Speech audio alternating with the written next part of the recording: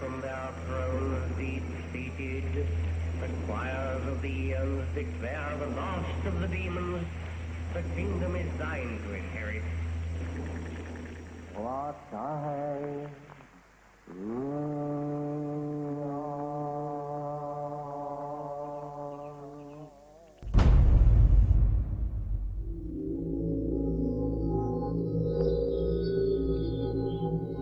The Golden Dawn's most notorious member was a self-confessed Satanist, Aleister Crowley, who styled himself as the Beast. Crowley was one of the pantheon of cult figures portrayed on the cover of the Beatles record Sgt. Pepper's Lonely Hearts Club Band. Crowley had already been trying to contact the devil in 1898 when he first made contact with the Order of the Golden Dawn. By 1900, Crowley was mingling with the elite of British society, sharing his knowledge of devil worship with leading Masonic politicians, aristocrats, and royalty. Crowley was a full-time occultist and had no day job in which he had to hide his fascination with Freemasonry and Satanism. In his book, Confessions, Crowley claims he was initiated into Freemasonry at the Anglo-Saxon Lodge in Paris. He also recounts how he became master of one of London's oldest and most respected lodges, the Studholme Lodge, which is now rumoured to have Tony Blair as one of its members. Crowley shared Albert Pike's enthusiasm for the devil. In his book entitled Magic, Crowley writes, "The devil is this serpent, Satan. He is life and love. He is light, and his zodiacal image is Capricornus, the leaping goat, the Godhead."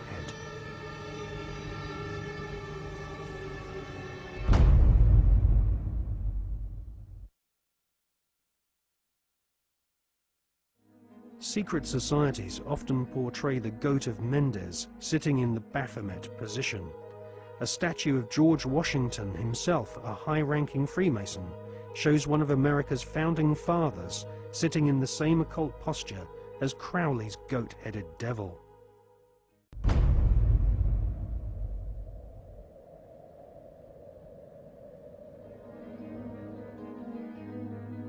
In 1912, Crowley became the British leader of the Ordo Templi Orientis, the OTO, which was a direct descendant to the original Bavarian Illuminati.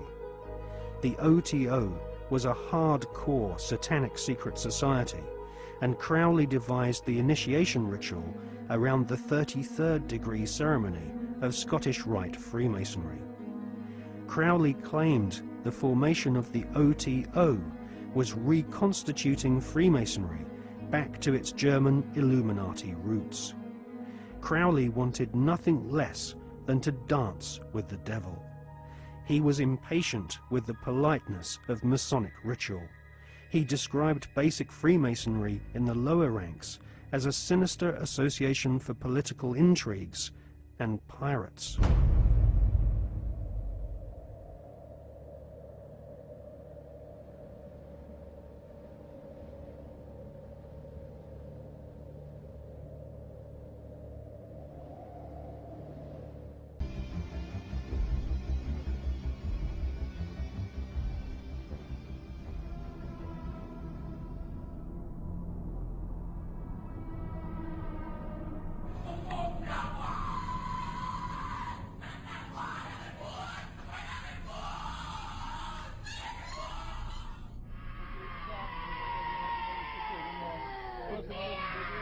Cristo, di Cristo, di Cristo. Ecco, ecco.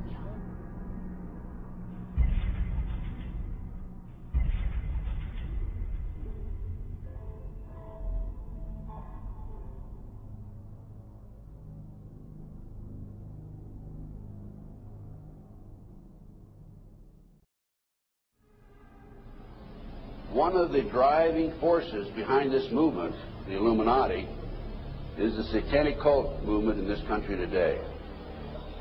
So I began my little journey forward.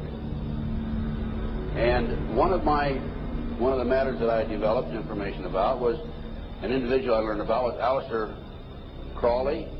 He likes to have his name pronounced Crowley to rhyme with holy. And the Satanists today, and for the number of years in the past, have basically used his philosophy and his writings as a guide. He had so many Masonic degrees that you could fill up 5 pages of a book with them. This guy was probably the most highly honored Mason in the world. He styled himself the wickedest man in the world. He believed himself to be the great beast, and he changed his name to Aleister Crowley, so it would add up in both English, Hebrew, and Greek Kabbalah as 666.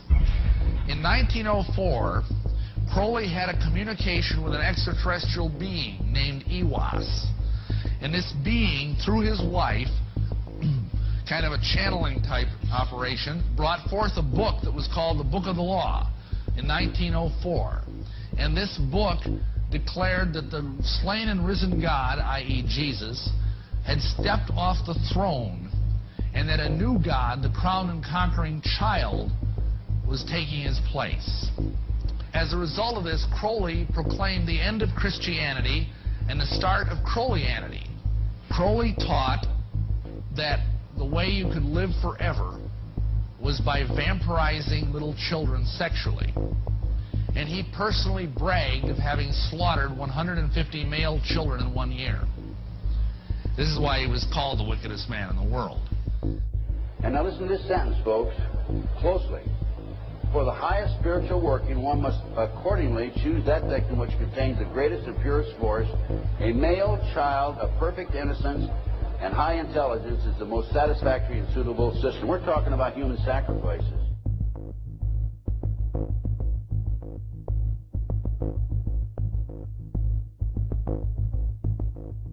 And they'd also drug them up, and they'd take a sacrificial knife and they'd start from the chest and move all the way down to your abdomen.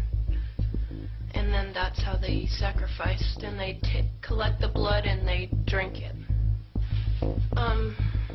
When the mid-September through mid-November, they sacrificed babies and nothing but babies because they need the pure blood of the untainted children. And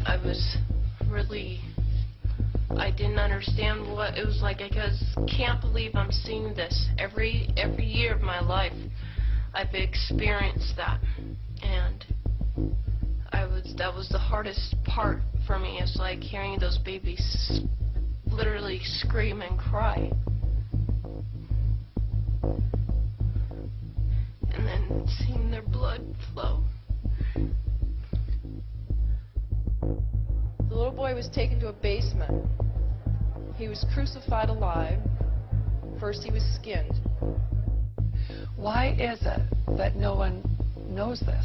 Because there's Satanists in the police force and also in the government, the army. They're everywhere. They're even on the council of, the representatives of the United States also.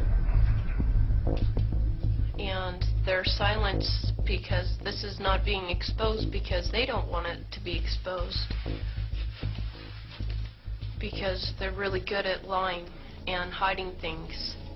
Rebecca, what happens to the people that want to come out of Satanism? They get killed.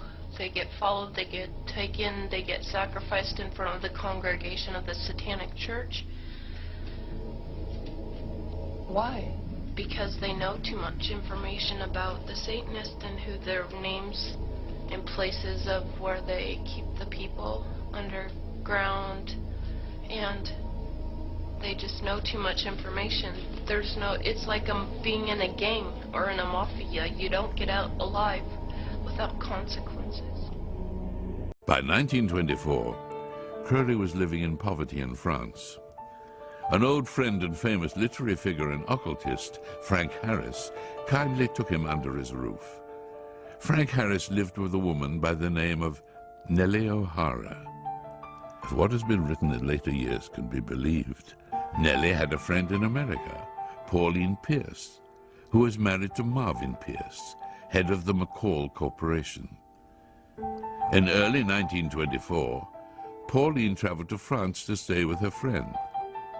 Thus it was that 4 individuals came together: Frank Harris, Nellie O'Hara, Pauline Pierce, and Aleister Crowley. According to Crowley's diaries, during this period in Paris, Crowley underwent the supreme ordeal, linked with his realization of the grade of Ipsissimus. According to a description of the rite, on the appointed day, the candidate is attended by one or more chosen and experienced attendants whose duty is A, to exhaust him sexually by every known means, B, to rouse him sexually by every known means. Every device and artifice of the courtesan is to be employed, and every stimulant known to the physician. If Crowley did go through this ordeal in 1924, then it is highly likely, based on his previous experiences, that his closest associates of that time, including Nellie and Pauline, performed as his magical assistants. Pauline Pierce returned to America in early October of 1924. 8 months later, on June the 8th, 1925, she gave birth to a girl named Barbara. Barbara Pierce married George H.W. Bush, who eventually became the 41st President of the United States. And they had a son, George W. Bush, the 43rd President of the United States. Could the wickedest man in the world, Aleister Crowley, be George W. Bush's grandfather?